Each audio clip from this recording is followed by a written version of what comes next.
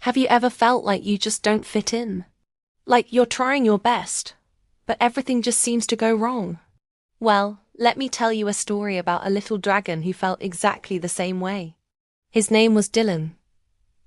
Dylan lived in a land filled with majestic, fire-breathing dragons.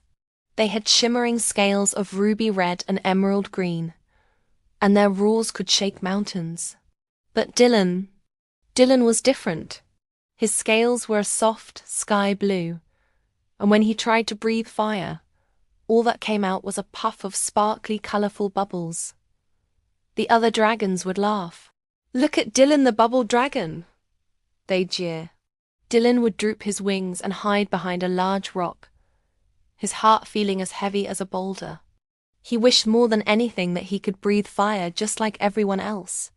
One sunny morning, Dylan was practicing in secret. He took a deep breath, puffed out his chest, and pop! A stream of beautiful, shimmering bubbles floated into the air. He sighed. Just then, a tiny, fluttery sound caught his ear. A small hummingbird, trapped in a tough spider's web, was struggling to get free. The more it struggled, the more tangled it became. Dylan's first thought was to use his claws, but he was afraid he might hurt the delicate bird. Then he remembered his bubbles. He crept closer, took a gentle breath, and blew a single, perfect bubble right onto the sticky web. The bubble enveloped a strand of the web, and instead of popping, it hardened slightly, making the sticky thread smooth and slippery. The hummingbird felt the change and gave a hopeful chirp. Seeing this, Dylan blew another bubble and then another. Each one landed perfectly, coating the sticky strands until the entire trap was a glistening, non-sticky masterpiece. With a final, determined flutter, the hummingbird pulled itself free. It circled Dylan's head once, chirping a happy thank you song, before zipping off into the sky. Dylan watched it go, a strange, warm feeling spreading through his chest.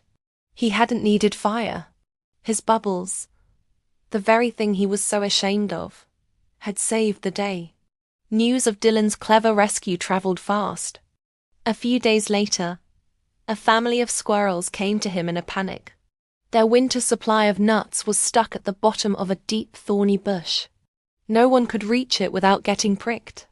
Dylan went to the bush, and with a few well-aimed puffs he filled the thorny branches with his slippery bubbles. The squirrels were able to slide down, retrieve all their nuts, and slide back up without a single scratch.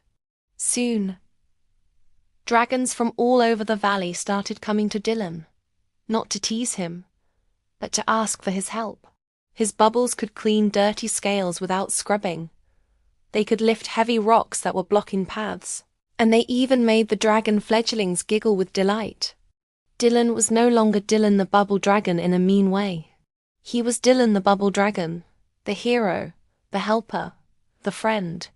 He learned that being different wasn't a weakness. It was his greatest strength. He didn't need to breathe fire to be a great dragon. He just needed to be himself. So, if you ever feel like your bubbles aren't as cool as someone else's fire, remember, Dylan, your unique talents, the things that make you different, are exactly what make you special and powerful.